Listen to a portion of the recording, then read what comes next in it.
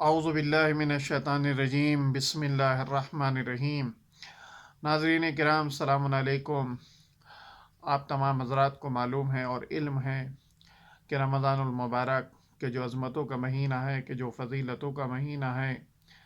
کہ جو بہت زیادہ ہائی کوالٹی کا مہینہ ہے، یہ ایک ایسا مہینہ ہے کہ جس کی خوبیوں کے بارے میں، جس کی اچھائیوں کے بارے میں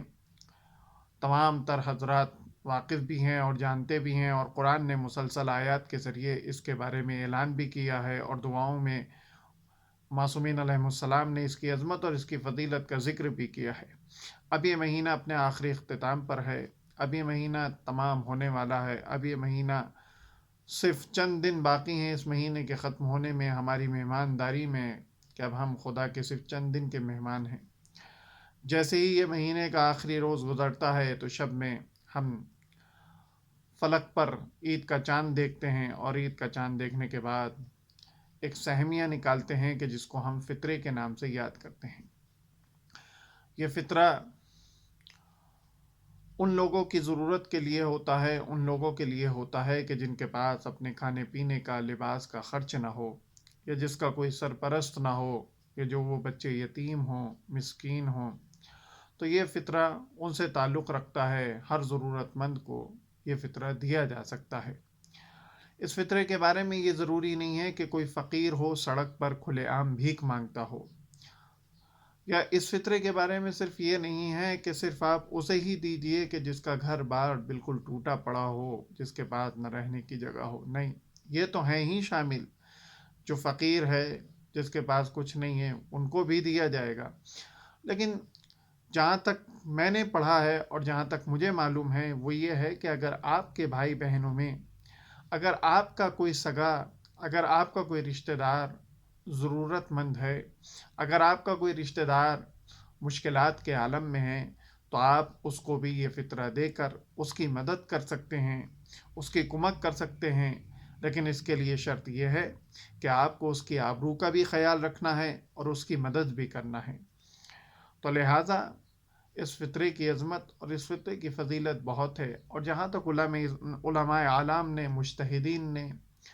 اس کا وقت بتایا ہے تو شب عید چاند کی تصدیق ہو جانے کے بعد سے ظہر کی نماز سے پہلے تک ہم یہ فطرہ نکالتے ہیں، بہترین وقت یہ بتایا ہے۔ لیکن احتمال یہ بھی دیا ہے کہ اگر آپ چاہتے ہیں یہ فطرہ دینا، تو آپ رمضان کی 20 تاریخ کے بعد شب اعمال جو ہو جاتے ہیں، 23ویں شب کے اعمال کے بعد سے، یعنی ایک ہفتہ پہلے بھی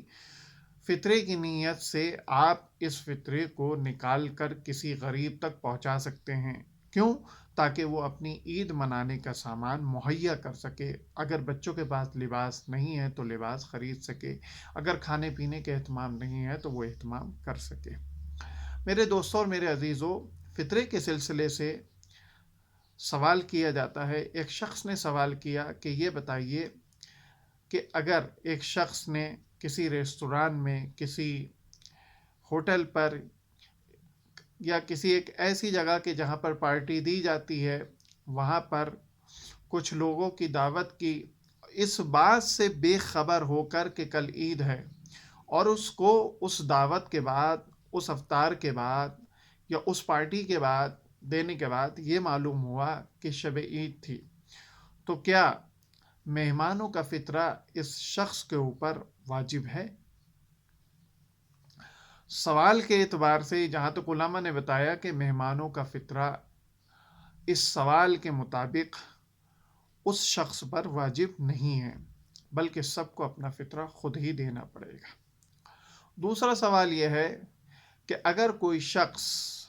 عید سے پہلے اپنے شہر سے دوسرے شہر جائے اور کسی کے یہاں مہمان ہو جائے، تو اس کا فطرہ اس کے ذمہ ہے یا میزبان کے اوپر واجب ہے؟ تو اگر شب عید یہ شخص اس میزبان کے گھر پر رہے اور اس کا مہمان بھی شمار ہو، تو اس کا فطرہ میزبان کے اوپر واجب ہوگا۔ تو میرے دوستوں اور میرے عزیزوں،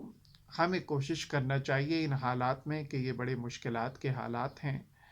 آپ جانتے ہیں کہ پوری دنیا کتنی پریشانیوں سے گزر رہی ہے، کس وبا میں کس پریشانی میں مبتلا ہیں، اگر ہمارے پاس گنجائش ہے اور ہم سکت رکھتے ہیں فطرہ نکالنے کی، تو لہٰذا ہم وقت سے پہلے فطرہ نکالیں اور ضرورت مند تک یہ فطرہ پہنچا دیں، تاکہ کسی ضرورت مند کا فطرہ اس تک پہنچ جائے، اس کے لیے اس کے جو بھی عید کے سلسلے سے اسباب مہیا کرنا ہو وہ اسباب مہیا کر لے، یا کھانے پینے کی ضرورت ہو تو وہ ضرورت اس کی پوری ہو جائے، اور پروردگار کی بارگاہ میں آخر میں صرف دعا گو ہیں اور ہمیشہ دعا کرتے ہیں۔ آپ جانتے ہیں کہ اس سے پہلے 23ویں شب گزری ہے، بڑی معتبر شب تھی، اور آج اس کا دن بھی گزر گیا ہے۔ بحق شب قدر، بحق محمد وال محمد، پروردگار سے دعا کریں کہ پروردگار ہمیں زیادہ سے زیادہ توفیق دے کہ ہم نیک صالح بنیں، اور جو احکام شرعیہ ہیں اس کو انجام دیں، اور دشمنوں سے محفوظ رہیں، محمد والے محمد کے بتائے ہوئے راستے پر، دین کے راستے پر چلیں۔ والسلام علیکم ورحمۃ اللہ وبرکاتہ۔